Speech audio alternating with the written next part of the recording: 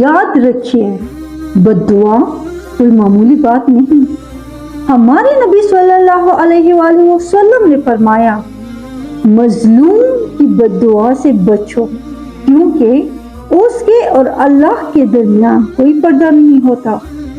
اب سوچئے اگر کوئی شخص کسی پر ظلم نہ کرے اور پھر بھی اسے بد دعا دی جائے تو وہ بد دعا کہاں جائے گی؟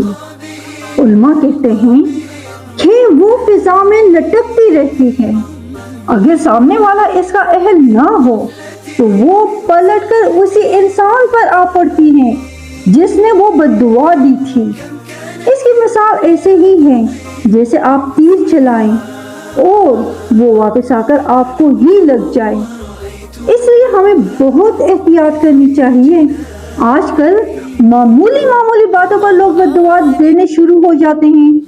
یاد رکھیں یہ عادت نہ صرف دوسروں کو نقصان پہنچاتی ہے بلکہ آپ کے اپنے لیے بھی خطرہ بن سکتی ہیں۔ لہٰذا زبان سے بد دعا نہیں بلکہ بھلائی کی دعا نکالیں۔